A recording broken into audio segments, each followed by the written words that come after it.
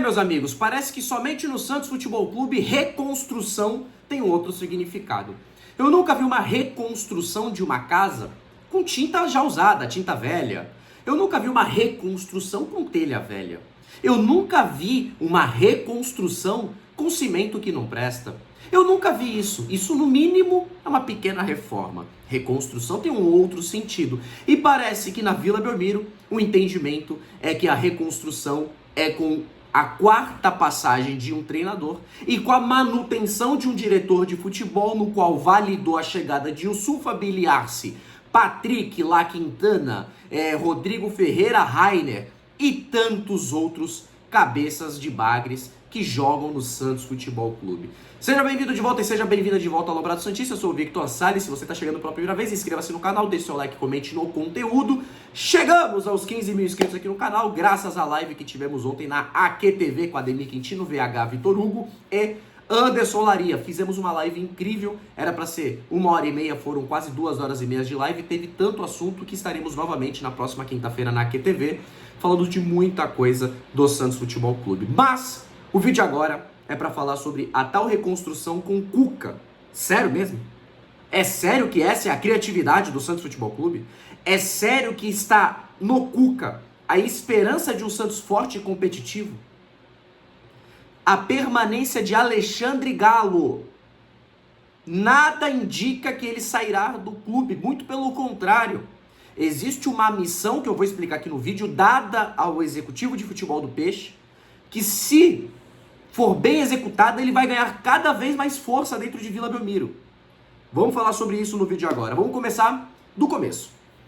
Nesse vídeo, eu vou explicar o que é cada situação de cada treinador ventilado. Caixinha, Cuca, Renato Gaúcho e Luiz Castro. Tem uma explicação para esses quatro, com informações apuradas e achismo do meu lado. Eu vou deixar muito claro o que é cada um deles, porque aqui a ideia não é ter clickbait, a ideia aqui não é ficar tendo hater por hater, tendo like, não é nada disso, é uma explicação.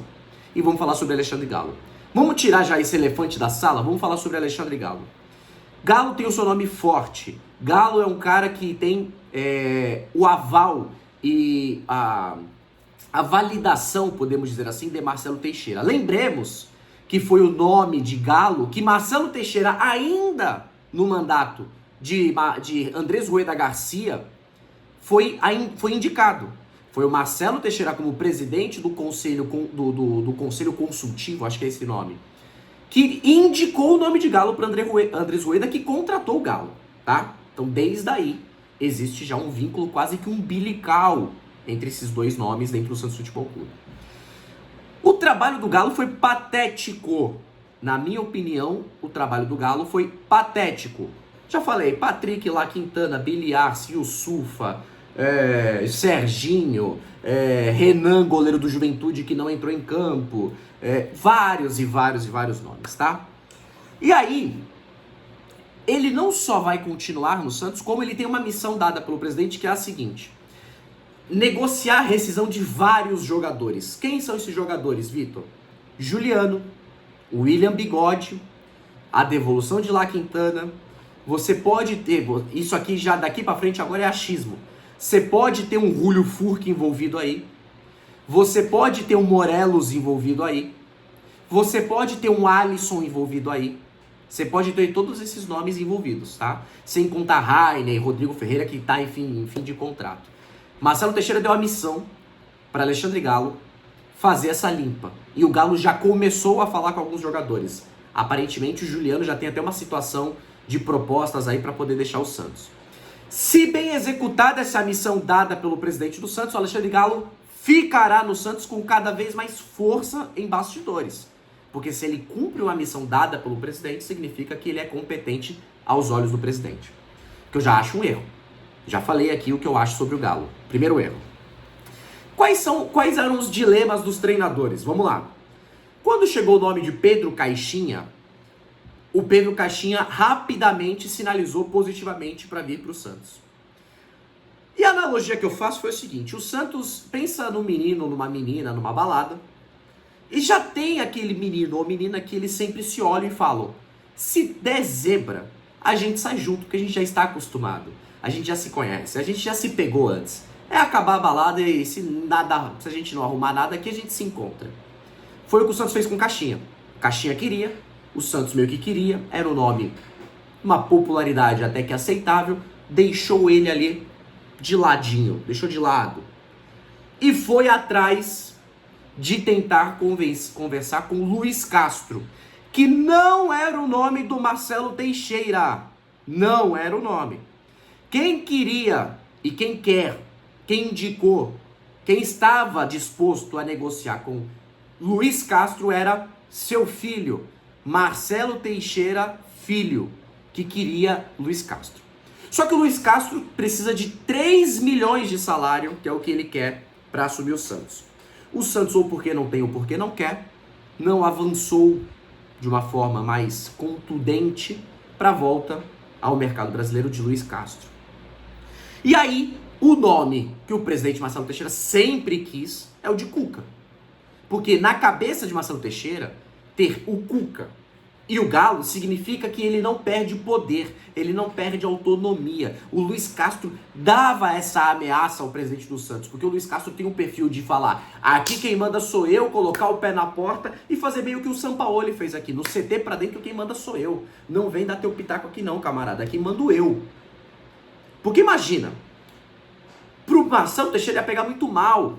Vem um Luiz Castro, que tem sua equipe de scout própria, ia chegar aqui falando: ó, eu mapeei um lateral esquerdo que tá jogando no mercado belga, eu tenho um quarto zagueiro que tá na segunda divisão da Espanha, eu tenho um camisa 10 que tá jogando no futebol argentino, eu tenho um brasileiro que tá jogando nos Emirados Árabes, que eu queria repatriá-lo, contra a lista do Galo, que é um zagueiro do Brusque, um meio-campista do Maringá, um zagueiro do Piraporinha de Bom Jesus. Imagina um conflito que isso daria, né?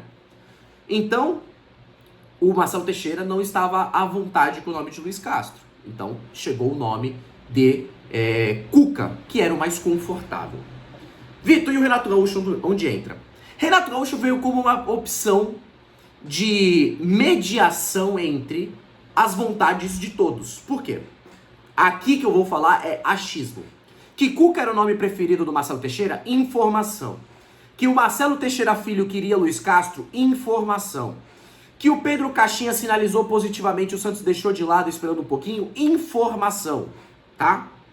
O que é achismo, o que eu fiz suposição aqui é o conflito de Galo e Luiz Castro. Isso aqui é uma suposição que eu tô tendo. Isso é suposição. Agora é achismo. Se o Renato Gaúcho chega, não era o nome nem do Marcelo Teixeira e nem do seu filho, nem do conselho de gestão, era um nome ali meio por fora, que corre por fora. Eu acho que o Marcelinho não gostaria da permanência do Galo. Se você traz um Renato Gaúcho, ele assume no peito meio que essa função.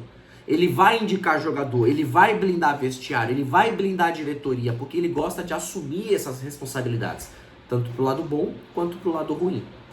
O Renato Gaúcho no Sul, ele é ídolo, ele é Deus. Então ele ia chegar aqui com uma polpa não tão grande como ele ficaria no Grêmio. Uns acham que ele traria o Soteldo de volta. Eu já acho que uma coisa é ele ser peitudo, uma coisa é ele ser burro. Ele não já queimaria a popularidade dele por conta do Soteldo. Negativo, negativo. Mas ele daria essa tranquilidade de ser um treinador experiente, vitorioso, teria esse discurso, blindaria a diretoria e poderia se mandar embora o Galo, porque ele faria meio que esse papel de indicar alguns nomes. Então seria aqui um nome de coalizão, um nome ali de tranquilidade entre os dois mundos de indicações. Mas me parece que nesse braço de ferro, Marcelo Teixeira colocará a sua vontade acima de qualquer coisa. Então, o nome de Cuca ganha força. Eu acho um retrocesso por vários aspectos e vou listá-lo algum deles. Primeiro, qual é o Cuca que vai chegar ao Santos? O Cuca motivado, um Cuca compromissado, um Cuca querendo estar num projeto grande, ou o Cuca que na hora que perdeu o primeiro clássico quer ir embora, o Cuca que vai cuidar da saúde da sua família, está certo de cuidar da saúde da sua família, mas ele tem que ter esse compromisso desde o começo. Um Cuca cabisbaixo, triste, desmotivado. A gente não sabe quem é esse treinador. Segundo ponto, o Cuca vem de trabalhos que ele largou pela metade, trabalhos que indicam ingratidão, principalmente na sua passagem pelo Clube Atlético Paranaense, que deu a ele o púlpito, deu a ele o palco, deu a ele a bancada de entrevista coletiva para ele se desculpar com a população, com a sociedade, com as mulheres, e ele fez isso. Ele tem o direito sim de trabalhar. Eu acho que não daria grandes burburinhos com relação ao caso de Berna, acho que não, acho que esse pedido de desculpas e a carta que ele falou no Atlético Paranaense conseguiu trazer ele de volta a exercer sua função de treinador. Mas logo depois do Atlético ter bancado o jogador, o treinador, ele sai e deixa o trabalho no meio do caminho em aberto. Isso mostrou uma ingratidão profunda ao time do Paraná. O Cuca não vem tendo bons trabalhos desde a Libertadores do Santos. Teve uma passagem ali pelo Galo, a passagem pelo Atlético Paranaense, se afastou, tem a questão da família. Então você não pode falar de reconstrução com o Galo, com o Cuca. E principalmente, o Cuca não é um cara de coalizão, é um cara de pacificação. O Cuca não vai reclamar do Galo, não vai reclamar do Léo, não vai reclamar do Brax, não vai reclamar do filho do presidente estando no vestiário, não vai reclamar do presidente. É um nome cômodo e não me traz esperanças que com o Cuca no comando o Santos vai alçar bons voos. Novamente, eu não tenho repulsa pelo nome do Cuca. Eu acho que o Cuca me parece ser um bom gestor de elenco, um bom cara de grupo, tanto que foi ele que convenceu na lábia o Veríssimo jogar aquele jogo contra o Grêmio nas quartas de final da Libertadores de 2020. Mas o futebol precisa andar. Eu na cadeira de presidente, se eu fosse um diretor de uma empresa, eu não recontrataria aquele diretor que já me deu dor de cabeça e sucesso no passado. Evoluímos. Passou. Deixa esse tipo de diretor trabalhar em empresas de médio porte agora. Porque na de grande porte o tempo dele já passou. É a minha visão. Quero saber sua opinião. O espaço dos comentários está aberto para vocês. E é aquilo lá. Fiquem sempre no Alambrado Santista. Até o próximo vídeo. Tchau, tchau.